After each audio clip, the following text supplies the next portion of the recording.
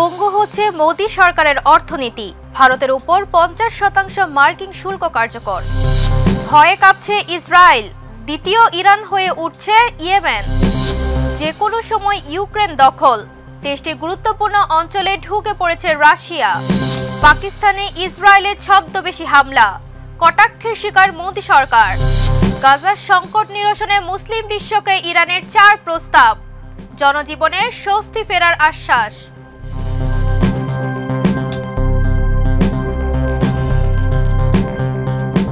দর্শক, আমন্ত্রণ মাই TV I নিউজে। এতক্ষণ দেখছিলেন শিরোনাম, সাথে আছি আমি Naushad Tabassum. Lily beauty soap, যার অ্যান্টি এজিং গুণ তারুণ্য ধরে রেখে ত্বককে করে উজ্জ্বল। তারুণ্যময় উজ্জ্বল ত্বকের জন্য রিমার্ক। ভারতের রপ্তানি পণ্যে 50% মার্কিন শুল্ক কার্যকর হয়েছে 27 আগস্ট থেকে। এতেই পোশাক, হীরা, চিংড়ি সহ বিভিন্ন খাত ক্ষতিগ্রস্ত হওয়ার আশঙ্কা দেখা দিয়েছে। মোদি সরকার ভারতে তৈরি করো, ভারতে খরচ করো বার্তা দিচ্ছে। বিশ্লেষকদের মতে এই শুল্ক আন্তর্জাতিক বাণিজ্যে নিষেধাজ্ঞার মতো প্রভাব ফেলছে এবং মেক ইন ইন্ডিয়া প্রকল্পের জন্য চ্যালেঞ্জ হয়ে দাঁড়াচ্ছে। বিস্তারিত রিপোর্টে। অবশেষে ভারতের উপর 50% মার্কিন শুল্ক কার্যকর হল, আর এতেই ভারতের অর্থনীতিতে পঙ্গুত্ব ভাব দেখা দেওয়ার আশঙ্কা তীব্র হচ্ছে। কি করবে এবার মোদি সরকার? 27 আগস্ট থেকে মার্কিন প্রেসিডেন্ট ডোনাল্ড ট্রাম্প ভারতের রপ্তানি পণ্যে 50% শুল্ক কার্যকর করেছেন। এতে পোশাক, হীরা, চিংড়ি সহ বিভিন্ন শিল্প খাত ক্ষতিগ্রস্ত হওয়ার আশঙ্কা দেখা দিয়েছে। বিশেষজ্ঞরা বলছেন এটি বিশ্বের অন্যতম দ্রুত বর্ধনশীল অর্থনীতির জন্য নিঃসন্দেহে বড় চ্যালেঞ্জ। এই পরিস্থিতিতে ভারতের প্রধানমন্ত্রী নরেন্দ্র মোদী দেশবাসী ও ব্যবসায়ীদের ভারতে তৈরি করো, ভারতে খরচ করো বার্তা দিচ্ছেন। তিনি কর ব্যবস্থার সংস্কার এবং গুডস অ্যান্ড সার্ভিস ট্যাক্স বা জিএসটি সমীকরণের মাধ্যমে ভোক্তা খাতে $20 বিলিয়ন প্রবাহ তৈরি করার পরিকল্পনা ঘোষণা করেছেন। বিশেষজ্ঞরা বলছেন এই পদক্ষেপ শহরে কমে যাওয়া ভোগ্য খরচ ও চাকরিভিত্তিক আয়ের ঘাটতি পূরণের সহায়ক হতে পারে। কর ছাড়, সুদের হার হ্রাস এবং সরকারি বেতন বৃদ্ধির মাধ্যমে অর্থনীতির প্রবৃদ্ধি ত্বরান্বিত হবে। তবে এর মধ্যেও মেক ইন ইন্ডিয়া বাস্তবায়ন কঠিন হয়ে পড়েছে। যুক্তরাষ্ট্রের সঙ্গে বাণিজ্য সম্পর্ক ও রাশিয়া থেকে জ্বালানি ক্রয় সহ অন্যান্য বিষয় ভারতের বাণিজ্যকে চ্যালেঞ্জের মুখে ফেলেছে। বিশ্লেষকদের মতে 50% শুল্ক কার্যত বিশ্ব বাণিজ্যে নিষেধাজ্ঞার সমান। তাই বড়সড় বিপদের মুখেই পড়তে যাচ্ছে ভারত। নাজমা, মাই টিভি। তেল আবিবে হামলায় ক্লাস্টার ওয়ারহেডযুক্ত ব্যালিস্টিক ক্ষেপণাস্ত্র ব্যবহার করে ইসরায়েলের সব প্রতিরক্ষা ব্যবস্থা ভেদ করেছে ইয়েমেন। বিশ্লেষকদের মতে ইরান এই অস্ত্র ইয়েমেনিদের দিয়েছে। এতে প্রমাণিত হলো গেরিলা নয়, ইয়েমেন এখন আধুনিক সামরিক শক্তি এবং তারাই হতে যাচ্ছে দ্বিতীয় ইরান, যা রীতিমতো কাঁপুনি তুলেছে ইসরায়েলের বুকে। বিস্তারিত রিপোর্টে। এবার যেন দ্বিতীয় ইরান হয়ে উঠছে ইয়েমেন, আর সেই ভয়ে কাবু বর্বর ইসরায়েল। নেতানিয়াহু ভেবেই পাচ্ছে না হঠাৎ কি করে এমন দানবীয় শক্তির অধিকারী হলো ইয়েমেন। অত্যাধুনিক ক্লাস্টার ওয়ারহেডযুক্ত ব্যালিস্টিক ক্ষেপণাস্ত্র ব্যবহার করে ইসরায়েলকে হতবাক করেছে ইয়েমেনি যোদ্ধারা। বিশ্লেষকদের মতে এই হামলার মাধ্যমে ইয়েমেন যেন রূপ নিচ্ছে দ্বিতীয় ইরানে। কারণ চলতি বছরেই একই ধরনের অস্ত্র ব্যবহার করে ইরান ইসরায়েলের প্রতিরক্ষা ভেদ করেছিল। 22 আগস্ট গভীর রাতে তেল আবিবে চালানো হামলায় ব্যবহৃত মিসাইলটি ইসরায়েলের বহুমাত্রিক প্রতিরক্ষা ব্যবস্থা মার্কিন থার্ড, আলোচিত আয়রন ড্রোম, অ্যারো ও ডেভিস স্লিং কোনোটি প্রতিহত করতে পারেনি। ফলে ভয়ঙ্কর বিস্ফোরণে কেঁপে ওঠে পুরো শহর। ইসরায়েলি প্রতিরক্ষা বাহিনী আইডিএফ এই ব্যর্থতা স্বীকার করেছে। পরে তদন্তে জানা যায় হামলায় ব্যবহৃত হয়েছে ক্লাস্টার ওয়ারহেডযুক্ত ব্যালিস্টিক ক্ষেপণাস্ত্র। সাধারণ মিসাইলের তুলনায় এটি বহুগুণ ভয়াবহ। ভূমি থেকে প্রায় 7 বা 8 হাজার মিটার উচ্চতায় পৌঁছে যায় মিসাইলটি, ভেঙে ছোট ছোট ওয়ারহেডে পরিণত হয়। এগুলো কয়েক কিলোমিটার এলাকা জুড়ে ছড়িয়ে ভয়াবহ ধ্বংসযজ্ঞ চালায়। ইসরায়েলি গণমাধ্যম স্বীকার করেছে এই কারণেই প্রতিরক্ষা ব্যবস্থা কার্যকর হয়নি। 2 বছরের সংঘাতে এবারই প্রথম ইয়েমেন ক্লাস্টার মিসাইল ব্যবহার করল। এতদিন পর্যন্ত কেবল যুক্তরাষ্ট্র, রাশিয়া, চীন এবং ইরানের মতো পরাশক্তির কাছেই ছিল এই অস্ত্র। বিশ্লেষকদের ধারণা এবার ইরান নিজ হাতে সেই মারাত্মক অস্ত্র ইয়েমেনিদের দিয়েছে, যাতে ইসরায়েলের ওপর সামরিক চাপ বাড়ানো যায়। এতে প্রমাণিত হলো ইয়েমেন এখন আর কেবল গেরিলা বাহিনী নয়, বরং ইরানের মতো অত্যাধুনিক প্রযুক্তি নির্ভর এক শক্তিশালী সামরিক শক্তিতে রূপান্তরিত হচ্ছে। নাজমা, মাই টিভি। ইউক্রেনের গুরুত্বপূর্ণ শিল্পাঞ্চল দনিপ্রোপেট্রোভস্কে প্রবেশ করেছে রুশ সেনারা, এমন তথ্য স্বীকার করেছে ইউক্রেনীয় সেনাবাহিনী। ইউক্রেনীয় সেনাদের বরাতে বিবিসি জানায় এটাই এই অঞ্চলে রাশিয়ার প্রথম বড় আকারের হামলা। এদিকে শান্তি প্রক্রিয়া নিয়ে পুতিন ও ট্রাম্প বৈঠক করেছেন। পুতিনের শর্ত, ইউক্রেন যদি দনেৎস্কর অবশিষ্ট অংশ ছাড়ে তবে যুদ্ধ থামতে পারে, কিন্তু ইউক্রেন ও ইউরোপীয় ইউনিয়ন এটিকে ফাঁদ বলছে। বিস্তারিত রিপোর্টে। ইউক্রেনের গুরুত্বপূর্ণ অঞ্চলে ঢুকে পড়েছে রাশিয়া। যুদ্ধ না থামলে এবার যেন ইউক্রেন দখল রাশিয়ার মুহূর্তের ব্যাপার।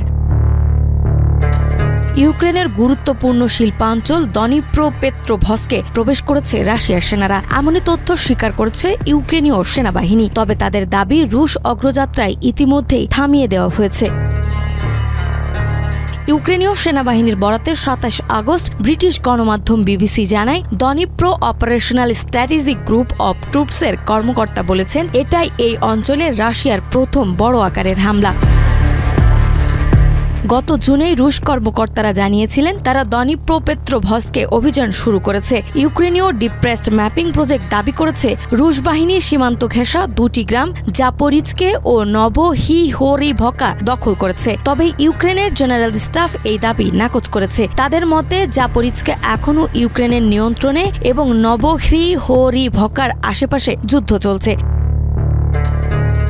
রাশিয়া যদিও দনিপ্রোপেট্রোভস্ককে নিজেদের দাবি করেনি, তবুও রাজধানী সহ শহরগুলো একাধিকবার হামলা চালিয়েছে। এদিকে ইউক্রেনের শান্তি প্রক্রিয়া নিয়ে যুক্তরাষ্ট্রের প্রেসিডেন্ট ডোনাল্ড ট্রাম্প ও রাশিয়ার প্রেসিডেন্ট ভ্লাদিমির পুতিন সম্প্রতি বৈঠক করেছেন। বিবিসি জানায় পুতিন ট্রাম্পকে জানিয়েছেন ইউক্রেন যদি দোনেৎস্কর অবশিষ্ট অঞ্চল ছাড় দেয় তবে তিনি যুদ্ধ শেষ করতে রাজি। তবে ইউক্রেনীয় কর্মকর্তারা ও ইউরোপীয় ইউনিয়নের পররাষ্ট্রনীতি প্রধান কায়া কালাস সতর্ক করেছেন এটিকে ফাঁদ হিসেবে দেখা উচিত। নাজমা, মাই টিভি। ভারতের অপারেশন সিঁদুর নিয়ে নতুন তথ্য প্রকাশ করেছে ভারতীয় গণমাধ্যম এনডিটিভি। ভারত এটিকে নিজেদের একক সাফল্য বললেও আসলে ইসরায়েলের ছদ্মবেশী সহায়তাই ছিল মূল চালিকা শক্তি। অভিযানে ব্যবহৃত বারাক ৮ ক্ষেপণাস্ত্র প্রতিরক্ষা ব্যবস্থা, হার্পি ড্রোন সহ বেশিরভাগ অস্ত্রই ছিল ইসরায়েলি। বিশ্লেষকদের মতে পাকিস্তানকে দীর্ঘমেয়াদে দুর্বল করতেই এই সহায়তা দেওয়া হয়েছে। বিস্তারিত রিপোর্টে। ভারতের হয়ে পাকিস্তানে ছদ্মবেশী হামলা চালায় বর্বর ইসরায়েল। দক্ষিণ এশিয়ার ভূ রাজনীতিতে এটা যেন এক নতুন বিস্ফোরণ। ভারত যে অপারেশন সিঁদুরকে নিজেদের একক সামরিক সাফল্য হিসেবে প্রচার করেছে সেটি আসলে ছিল ইসরায়েলের ছদ্মবেশী হামলা। এবার এমনই ইঙ্গিতপূর্ণ তথ্য প্রকাশ করেছে ভারতীয় সংবাদ মাধ্যম এনডিটিভি। ভারতের সেনারা দাবি করেছিল তারা ১০০ ঘণ্টা ধরে পাকিস্তানের ক্ষেপণাস্ত্র হামলা প্রতিহত করেছে, কিন্তু অভিযানে ব্যবহৃত অস্ত্রশস্ত্রের তালিকা ঘেঁটে দেখা যায় ভিন্ন চিত্র। এনডিটিভির প্রতিবেদনে উঠে এসেছে অভিযানে ব্যবহৃত অস্ত্রের বেশিরভাগই ছিল ইসরায়েলের তৈরি। বারাক ৮ ক্ষেপণাস্ত্র প্রতিরক্ষা ব্যবস্থা থেকে শুরু করে হার্পি ড্রোন সবই ইসরায়েলের অবদান। বিশেষ করে হার্পি ড্রোন শত্রুর রাডার সিগন্যাল শনাক্ত করেই মুহূর্তে তা ধ্বংস করতে সক্ষম ছিল। দিন কিংবা রাত টানা আকাশে টহল দেওয়া ক্ষমতা পাকিস্তানি বাহিনীকে ফেলেছিল চরম চাপে। পাশাপাশি ভারত ইসরায়েল যৌথভাবে তৈরি বারাক ৮ সিস্টেম একসঙ্গে একাধিক লক্ষ্যবস্তু ধ্বংস করে ভারতীয় বাহিনীকে দিয়েছিল বাড়তি শক্তি। ইসরায়েলের প্রধানমন্ত্রী বেনিয়ামিন নেতানিয়াহু বিষয়টি এবার গোপন রাখেননি। জেরুজালেমে ভারতীয় রাষ্ট্রদূতের সঙ্গে বৈঠকের পর তিনি খোলাখুলি স্বীকার করেছেন তাদের দেওয়া প্রযুক্তি বাস্তব যুদ্ধে অসাধারণভাবে কাজ করেছে। তবে বিশেষজ্ঞদের মতে ঘটনার নেপথ্যে রয়েছে আরও বড় চিত্রনাট্য। তাদের ধারণা পাকিস্তানকে দীর্ঘমেয়াদী দুর্বল করাই ভারতকে সাহায্য করেছে ইসরায়েল। তাই অপারেশন সিঁদুরে সরাসরি ইসরায়েলি পাইলটদের অংশগ্রহণও এই মুহূর্তে উড়িয়ে দেওয়া যাচ্ছে না। সব মিলিয়ে অপারেশন সিঁদুরের রহস্য ফাঁস হয়ে যাওয়ায় শুধু ভারত পাকিস্তান নয়, গোটা দক্ষিণ এশিয়ার নিরাপত্তা সমীকরণ এখন আরও জটিল ও অনিশ্চিত হয়ে উঠেছে। নাজমা, মাই টিভি। গাজায় ইসরায়েলি আগ্রাসন ও মানবিক বিপর্যয় বন্ধে মুসলিম বিশ্বকে ৪ দফা কার্যকর পদক্ষেপ নেওয়ার আহ্বান জানিয়েছেন ইরানের পররাষ্ট্রমন্ত্রী আব্বাস আরাকচি। ওআইসির এক জরুরি বৈঠকে তিনি বলেন, গাজার সংকট মানবতার জন্য একটি বড় পরীক্ষা। বিস্তারিত রিপোর্টে। গাজায় চলমান মানবিক বিপর্যয় ও ইসরায়েলি আগ্রাসন রুখতে মুসলিম দেশগুলোকে 4 দফা কার্যকরের পদক্ষেপ নেওয়ার আহ্বান জানিয়েছেন ইরানের পররাষ্ট্রমন্ত্রী আব্বাস আরাকচি। ইসলামিক সহযোগিতা সংস্থা ওআইসি আয়োজিত এক জরুরি বৈঠকে তিনি এই প্রস্তাব তুলে ধরেন। আরাকচি বলেন, গাজার সংকট শুধুমাত্র মুসলমানদের বিষয় নয়, এটি মানবতার বিবেকের একটি কঠিন পরীক্ষা। এই বিপর্যয় কোনো ধর্ম বা ভৌগোলিক সীমা মানে না, এটি ন্যায় বিচার ও মানব মর্যাদার প্রশ্ন। তিনি ইতিহাসের দিকে ইঙ্গিত করে বলেন, গাজা অপেক্ষা করতে পারে না, কাজ করার এখনই সময়। ইসরায়েলের বিরুদ্ধে 4টি প্রধান পদক্ষেপের প্রস্তাব দিয়েছেন তিনি, যেগুলো হলো ইসরায়েলি সরকারের সঙ্গে সকল ধরনের সম্পর্ক সম্পূর্ণ ছিন্ন করা, রাজনৈতিক ও অর্থনৈতিক নিষেধাজ্ঞা আরোপ, যুদ্ধ অপরাধের অভিযোগে দোষীদের আন্তর্জাতিক আদালতের বিচারের মুখোমুখি করা, ইসরায়েলকে অস্ত্র ও কূটনৈতিক সহায়তা দেওয়া দেশগুলোর বিরুদ্ধে সুস্পষ্ট অবস্থান নেওয়া। আরাকচি গাজাকে প্রতিরোধ, সংগ্রাম ও মানবিক মর্যাদার প্রতীক হিসেবে উল্লেখ করে বলেন, এখন আর শুধু কথার সময় নয়, প্রয়োজন বাস্তব পদক্ষেপের। তিনি মুসলিম দেশগুলোর প্রতি ঐক্যবদ্ধ হয়ে গাজার জনগণের পাশে দাঁড়ানোর এবং দখলদার নীতির বিরুদ্ধে আন্তর্জাতিক চাপ গঠনের আহ্বান জানান।